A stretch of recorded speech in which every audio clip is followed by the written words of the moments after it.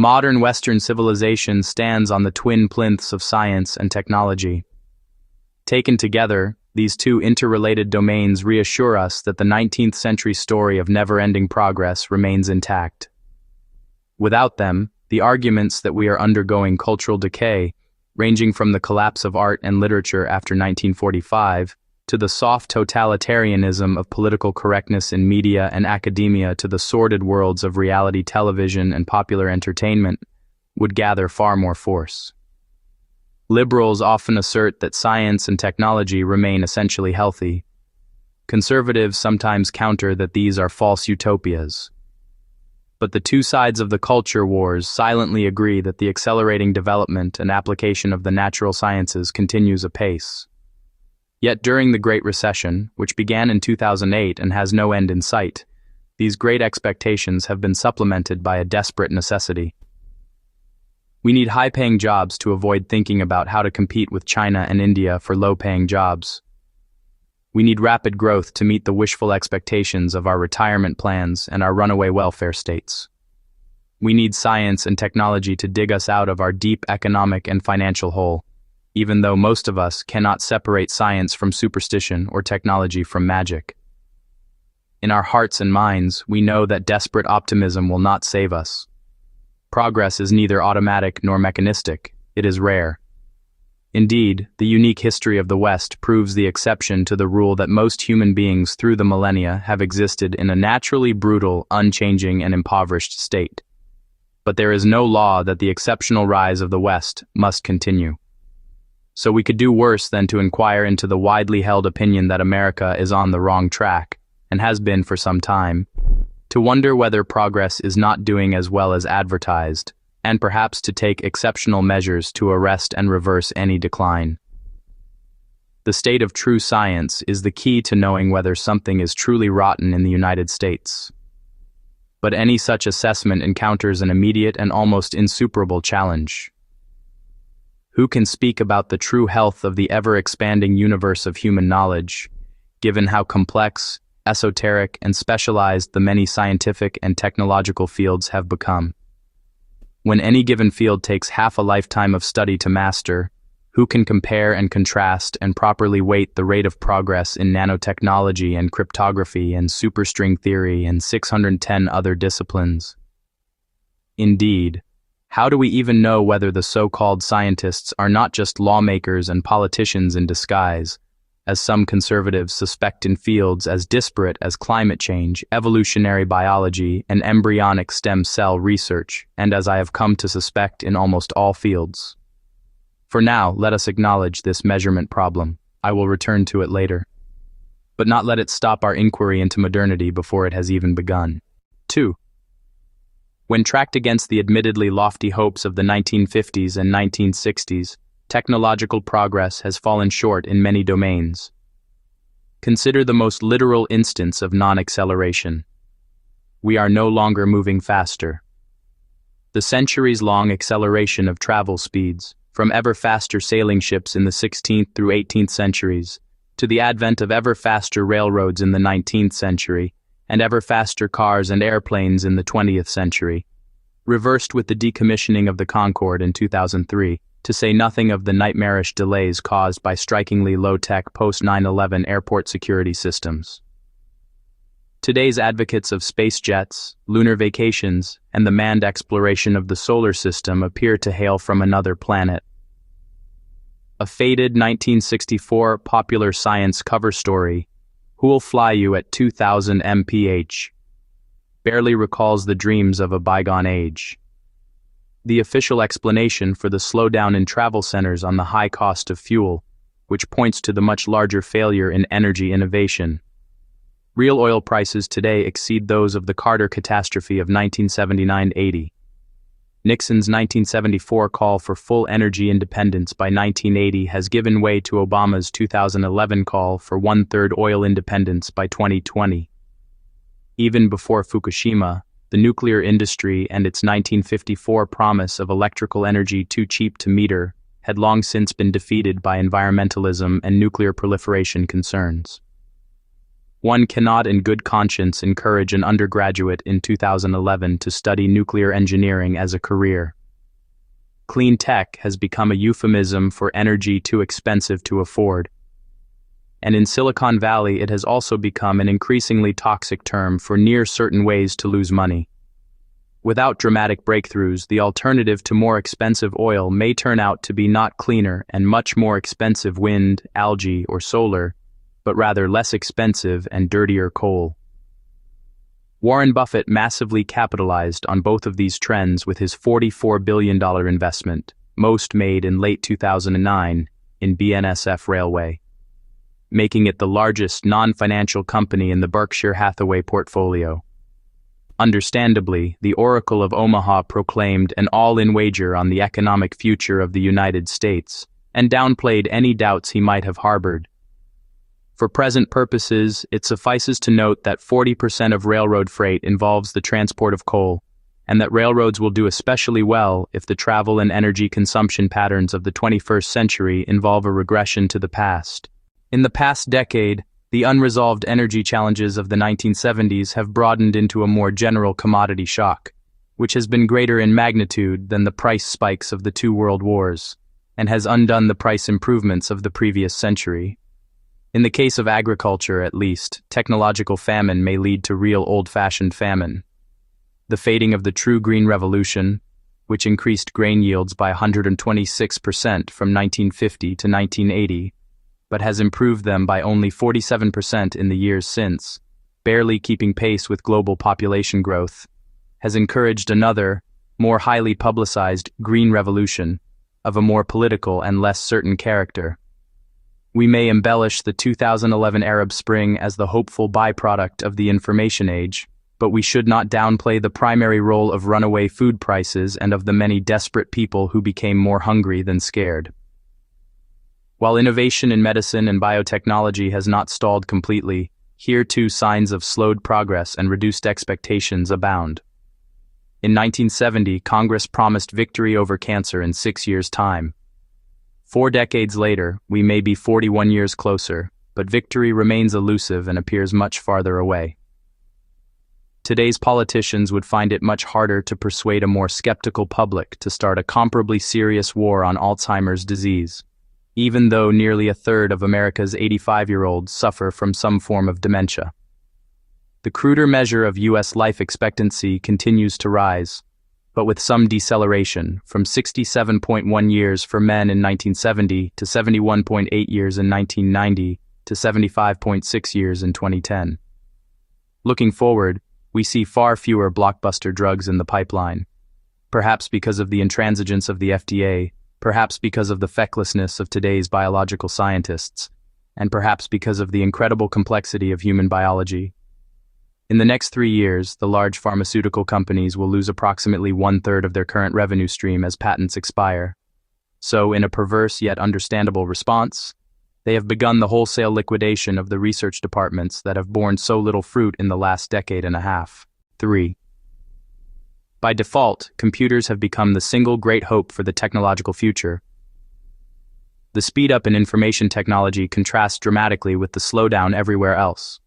Moore's law, which predicted a doubling of the number of transistors that can be packed onto a computer chip every 18 to 24 months, has remained broadly true for much longer than anyone, including Moore, would have imagined back in 1965. We have moved without rest from mainframes to home computers to the internet.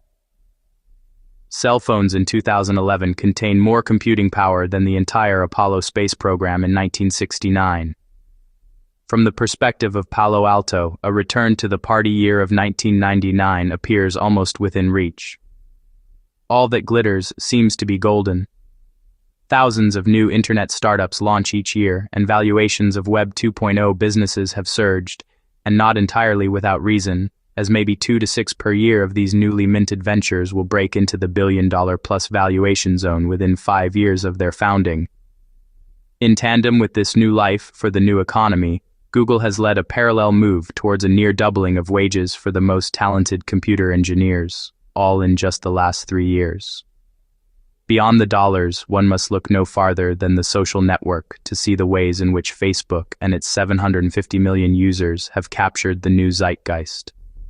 The economic decoupling of computers from everything else leads to more questions than answers, and barely hints at the strange future where today's trends simply continue.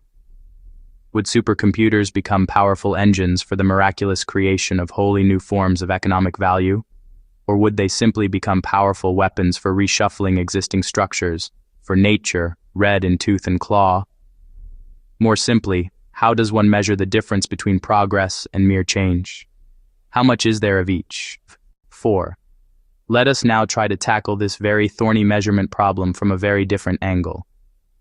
If meaningful scientific and technological progress occurs, then we reasonably would expect greater economic prosperity, though this may be offset by other factors.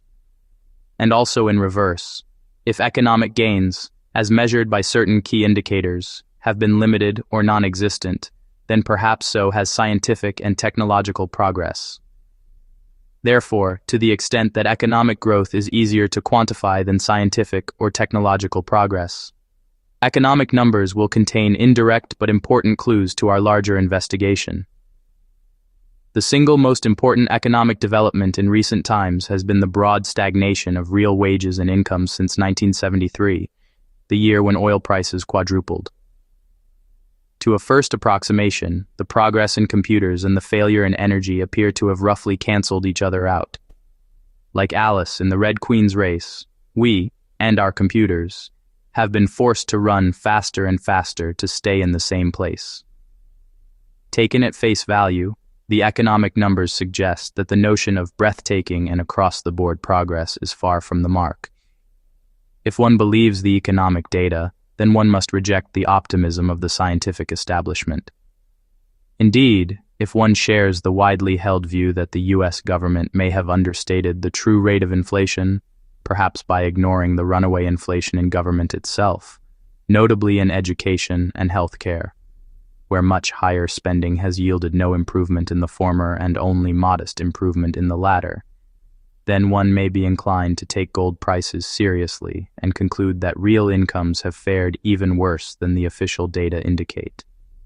This dismal and straightforward conclusion tends to be obscured by a range of secondary issues, which are important but do not really change the larger point about trends since 1973. Mean incomes outperformed median incomes, inflation-adjusted in both cases, and there was a trend towards greater inequality. Median incomes rose by only 10%. Mean incomes rose by 29%, which works out to a glacial pace of only about 0.7% per year, much slower than in the preceding 4 decades. Non-wage benefits, mostly health care, increased by about $2,600 per worker for an additional 0.2% per year since 1973. So, if the U.S. government has underestimated inflation by only 0.9 percentage points per year, then mean wages and benefits have been completely stagnant. Corporate profits increased from 9% to 12% of GDP, again, a significant but easily exaggerated shift. Women were hired in the 1980s and men were fired in the 2000s. College graduates did better and high school graduates did worse. But both became worse off in the years after 2000, especially when one includes the rapidly escalating costs of college.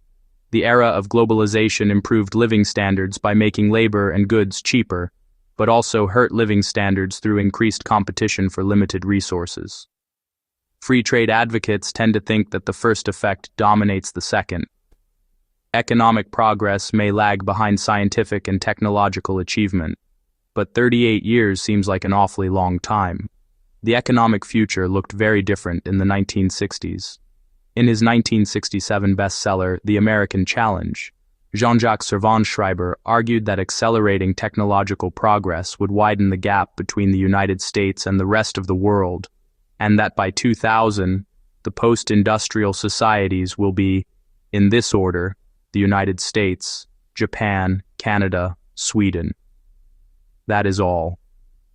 According to Servan-Schreiber, the difference between the United States and the rest of Europe would grow from a difference of degree into a difference of kind, comparable to the difference between Europe and Egypt or Nigeria.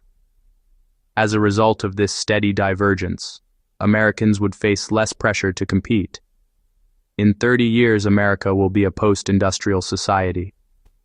There will be only 4 workdays a week of 7 hours per day. The year will be comprised of 39 work weeks and 13 weeks of vacation. With weekends and holidays, this makes 147 work days a year and 218 free days a year. All this within a single generation. We need to resist the temptation to dismiss Schreiber's space-age optimism so that we can better understand how the consensus he represented could have been so terribly wrong. And how instead, for many Americans, the fourth commandment, remember the Sabbath day and keep it holy, has been effectively forgotten. 5. Like technology, credit also makes claims on the future. I will gladly pay you $1 on Tuesday for a hamburger today, works only if $1 gets earned by Tuesday. A credit crisis happens when earnings disappoint and the present does not live up to past expectations of the future.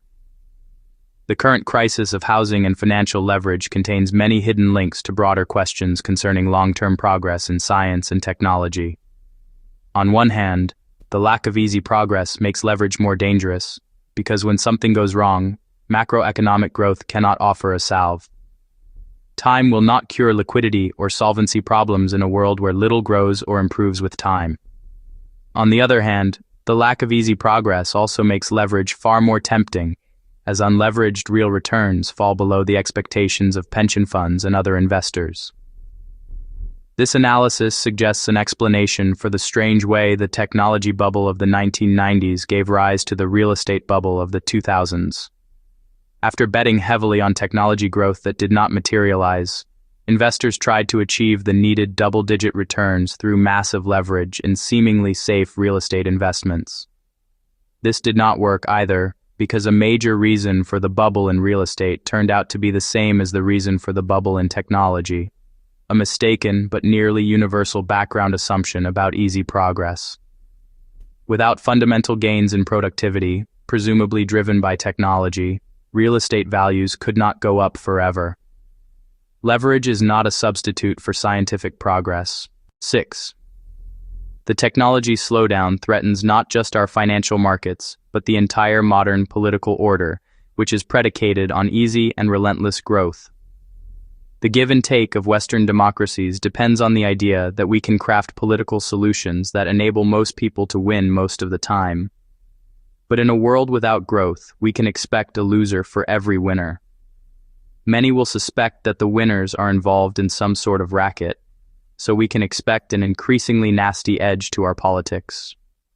We may be witnessing the beginnings of such a zero-sum system in politics in the US and Western Europe, as the risks shift from winning less to losing more, and as our leaders desperately cast about for macroeconomic solutions to problems that have not been primarily about economics for a long time. The most common name for a misplaced emphasis on macroeconomic policy is Keynesianism. Despite his brilliance, John Maynard Keynes was always a bit of a fraud, and there is always a bit of clever trickery in massive fiscal stimulus and the related printing of paper money. But we must acknowledge that this fraud strangely seemed to work for many decades. The great scientific and technological tailwind of the 20th century powered many economically delusional ideas. Even during the Great Depression of the 1930s, innovation expanded new and emerging fields as divergent as radio, movies, aeronautics, household appliances, polymer chemistry, and secondary oil recovery. In spite of their many mistakes, the New Dealers pushed technological innovation very hard. The New Deal deficits, however misguided, were easily repaid by the growth of subsequent decades.